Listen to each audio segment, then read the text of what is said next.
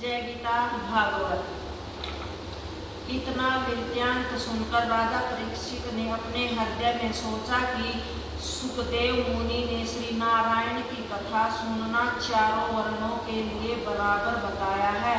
उन्होंने मुझे भी इन चारों वर्णों की सेवा में ही समझाया है, इसीलिए मुझे अपनी शंका दूर करने के निमित्त उन पिछले राजाओं की कथा के संबंध में पूछना चाहिए। उन्होंने श्री नारायण के स्मरण और भजन में अपना देह छोड़ दिया था।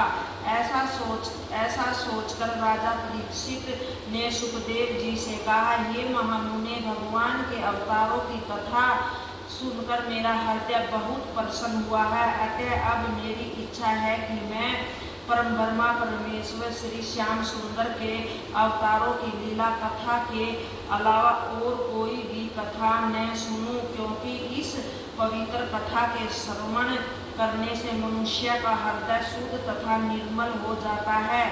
उससे काम, क्रोध, लोभ, मोह, अहंकार और मन आदि ऐसे नष्ट हो जाते हैं। ऐसे संसारिक प्राणियों के घर में किसी मुनि के आगमन से उसका घर शुद्ध तथा पवित्र हो जाता है। इसलिए अब आप कृपा कर यह बतलाइए कि परम ब्रह्मा परमेश्वर श्री नारायण के विराट स्वरूप का इसमें की समस्त संसारिक वस्तुएं सम्मिलित हैं और एक रूप से अनेक रूप हो जाते हैं, उनमें क्या भेद है? पिछले युगों में जिन राजाओं ने श्री नारायण के भजन में लिप्त होकर अपनी देह को छोड़ दिया था, उनका क्या वृत्तांत है? समस्त तत्वों की संख्या, श्री नारायण की पूजन विधि, वेद का धर्म एवं स्वरूप, शास्त्र पुराणों का महत्म, महाप्रलय का वृत्तांत, यज्ञ आदि की विधि, ब्रह्मांड और ऋषि मुनियों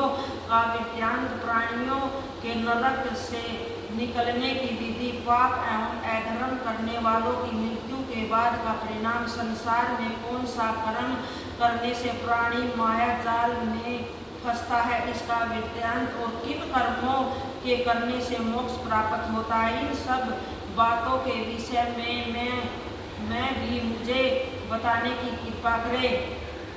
यह सुनकर सुखदेव ने कहा, हे राजन, मनुष्य शरीर पाना बड़ा कठिन है। जो प्राणी मनुष्य शरीर पाकर भी श्री नारायण का स्मरण तथा कीर्तन नहीं करता, उसे पछताने के अतिरिक्त और कुछ नहीं मिलता।